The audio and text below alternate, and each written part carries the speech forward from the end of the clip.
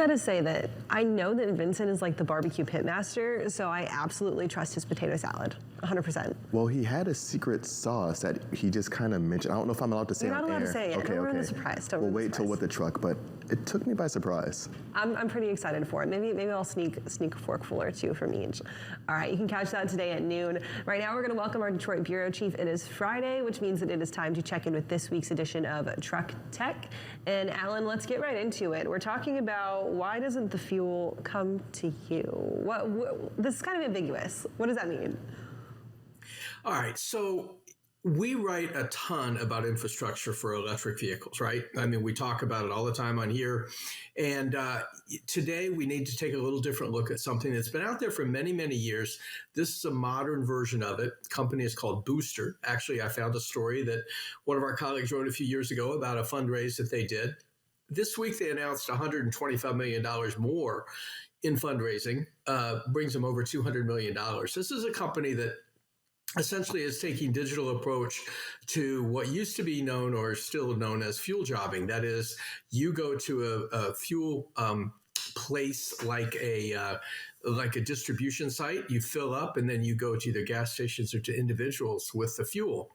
And essentially what Booster is doing is they're expanding that out to all kinds of fuels, both renewable fuels as well as electric charging, literally hauling a trailer. You might remember this from last week because we were talking about Tritium and trailers that they offer with battery and chargers on them.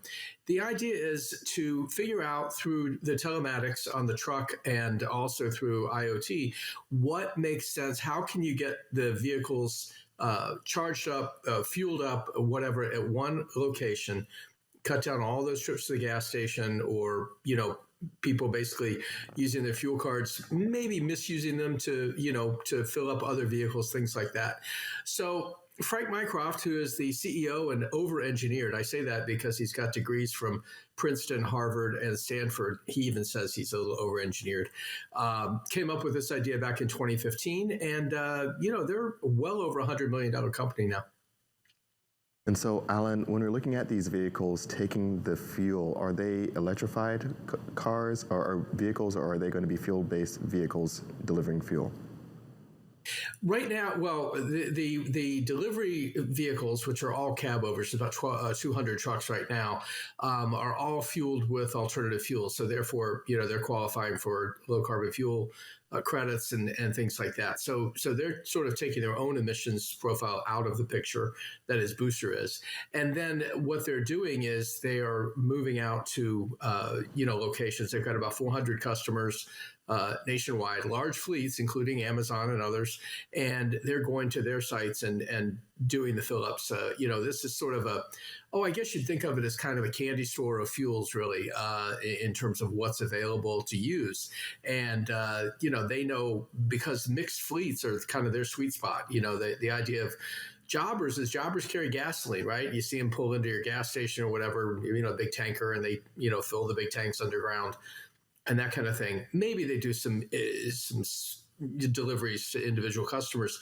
But what Booster is trying to do, or what it is doing, is determining what the mix of the fleet is and bringing all of the fuel that it needs, all the types of fuel on a single visit, typically at night. This is really interesting to me, especially when we talk about the price point around it, right? Obviously, this gets rid of the headache of having to stop at the gas station for these drivers, but what does that price difference look like if you have to now account for the delivery fee of the fuel and obviously using this service as opposed to just running through a service station? Yeah, and this is where, Kaylee, the digital part comes in, because once you know how much you're spending, both in personnel time to drive to the gas station, distance to drive to the gas station, fuel that you're using to drive to the gas station, Booster looks at all of these things and comes up with essentially a blended price, if you will, not just for the fuel, I'll talk about that in a moment, but for the service. And it comes in, they say that it's $30 to $50 all in to drive to the gas station for one of these trucks. That sounds high, but it's really not if you think about either overtime or staff time to do it.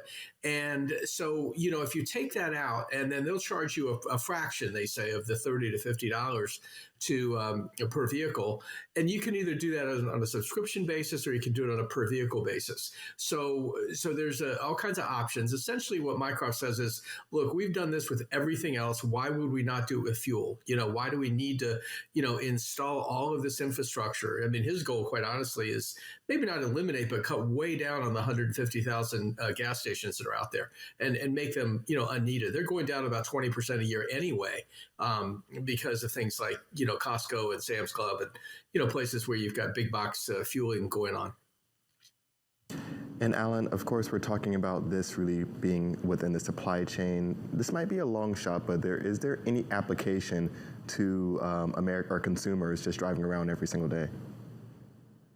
Well, that's how they started, Anthony. The company started in 2015 in Seattle, and their first goal, or not first goal, their first job was going around to office buildings, and where companies wanted to provide a perk of filling up people's cars during the day, they would do that. And that's how they started. And then they saw that there was so much opportunity out there because of things like Amazon, and the public getting so used to having what they wanted right now or next day delivery at least, that they thought this whole idea of fueling up first, the mixed fleets, your delivery fleets, and then ultimately they're starting to move into, bigger vehicles.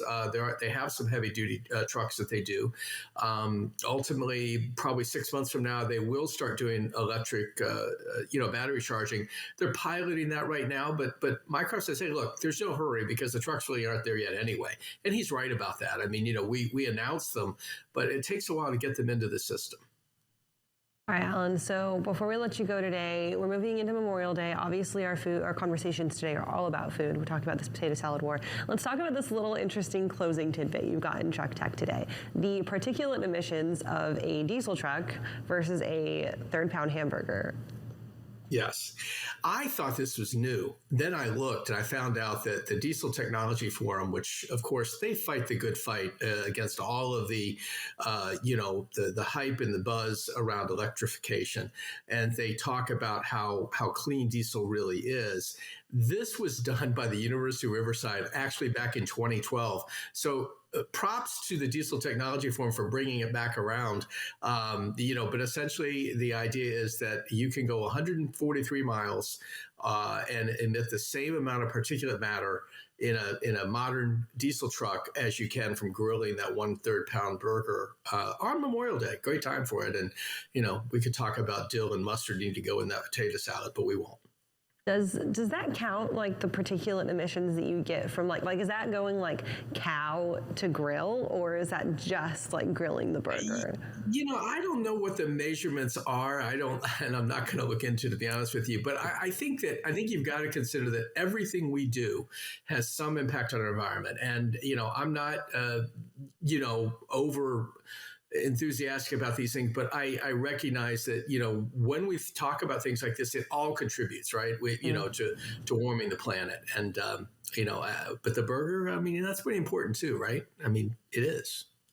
It is indeed, Alan, and I love this fun take as we kind of go into this long weekend. It's always great having you on these Friday mornings, I should say. I'm thinking ahead of myself. What time does your article come out? It'll be up at 11 today because it's finished. Yay, right? I mean, if we're done on time, we can get it out. And it'll be out in email to our subscribers at 11 and right around 11 on the website today as well at Truck Tech. Right. All right, Alan, thank you for joining us. Have a great long weekend. Right now, we're going to take a quick break. We'll be back with Andrew Lockwood in our next carrier update coming up in just a few minutes.